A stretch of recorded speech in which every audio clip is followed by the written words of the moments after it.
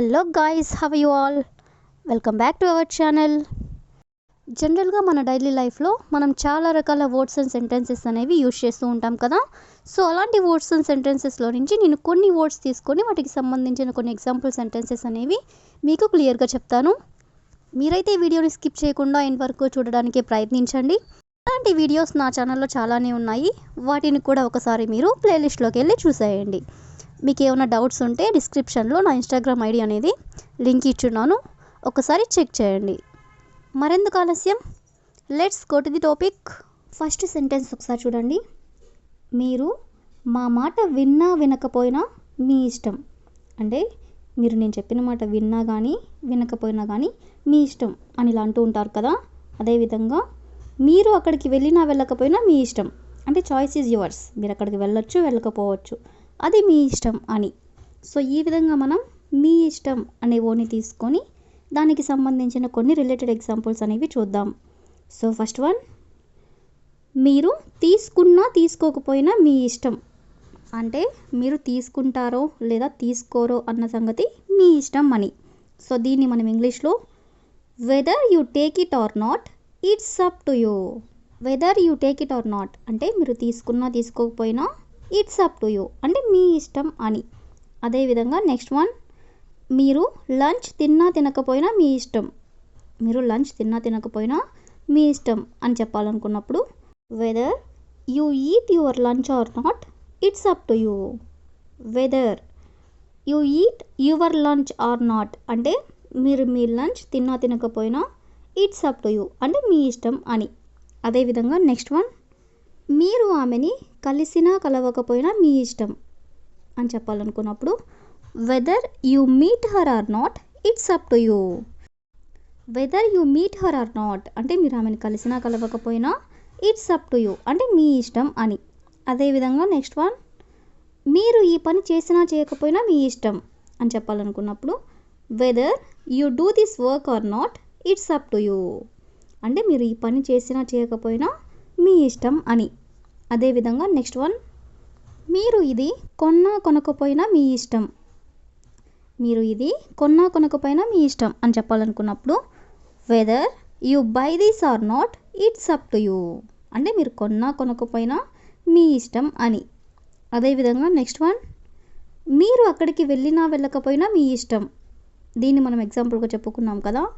So దీన్ని ఇంగ్లీష్లో whether you go there or not, it's up to you అంటే మీరు అక్కడికి వెళ్ళినా వెళ్ళకపోయినా మీ ఇష్టం అని.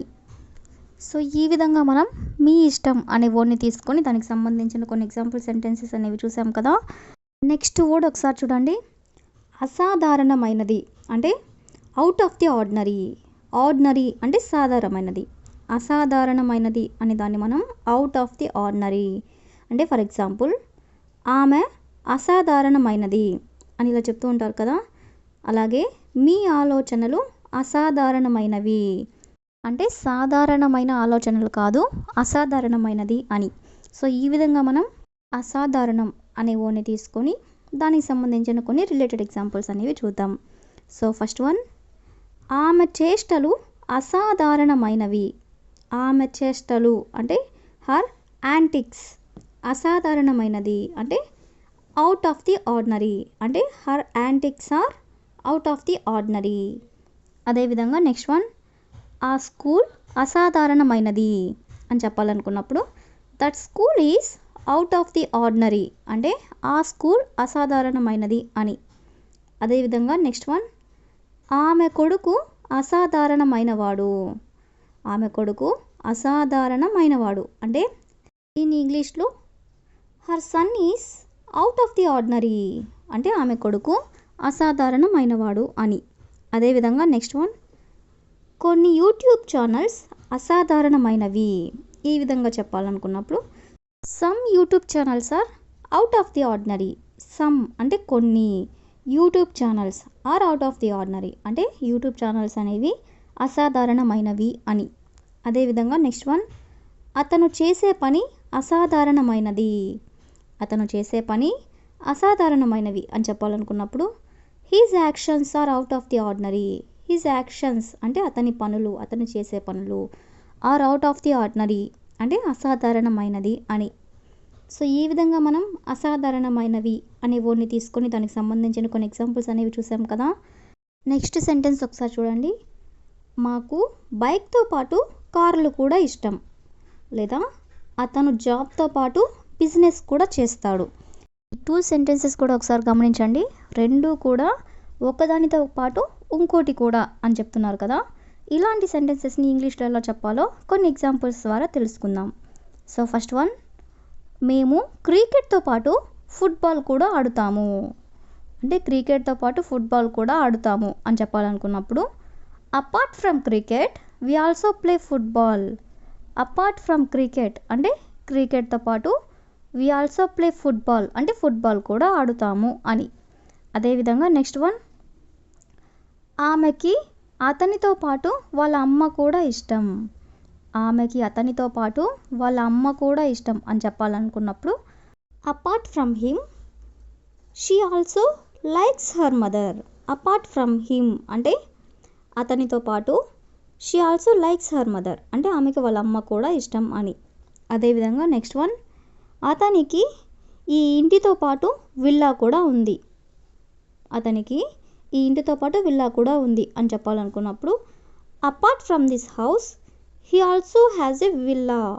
అపార్ట్ ఫ్రమ్ దిస్ హౌస్ అంటే ఈ ఇంటితో పాటు he also has a villa అంటే అతనికి విల్లా కూడా ఉంది అని. అదేవిధంగా నెక్స్ట్ వన్, మేము డ్రెస్తో పాటు చీరలు కూడా వేసుకుంటాము అని చెప్పాలనుకున్నప్పుడు apart from dresses we also wear saris. Apart from dresses అంటే డ్రెస్సెస్తో పాటు వి ఆల్సో వేర్ శారీస్ అంటే చీరలు కూడా వేసుకుంటాము అని. అదేవిధంగా నెక్స్ట్ వన్, అతను కాఫీతో పాటు టీ కూడా తాగుతాడు. అతను కాఫీతో పాటు టీ కూడా తాగుతాడు అని చెప్పాలనుకున్నప్పుడు apart from coffee he also drinks tea. Apart from coffee అంటే కాఫీతో పాటు హీ ఆల్సో డ్రింక్స్ టీ అంటే అతను టీ కూడా తాగుతాడు అని. అదేవిధంగా నెక్స్ట్ వన్, వాళ్ళకి ఇంగ్లీష్తో పాటు హిందీ కూడా తెలుసు. వాళ్ళకి ఇంగ్లీష్తో పాటు హిందీ కూడా తెలుసు అని చెప్పాలనుకున్నప్పుడు apart from English they also know Hindi. Apart from English అంటే ఇంగ్లీష్తో పాటు దే ఆల్సో నో హిందీ అంటే వాళ్ళకి హిందీ కూడా తెలుసు అని. సో ఈ విధంగా మనం కొన్ని ఎగ్జాంపుల్స్ అనేవి చూసాం కదా. So that's all for today. I will ask you question for you. అతను కార్లోనే కాదు బైక్లో కూడా ప్రయాణిస్తాడు. అతను కార్లోనే కాదు బైక్లో కూడా ప్రయాణిస్తాడు. So if you know this one in English, please you can comment in the comment section. Thank you for watching.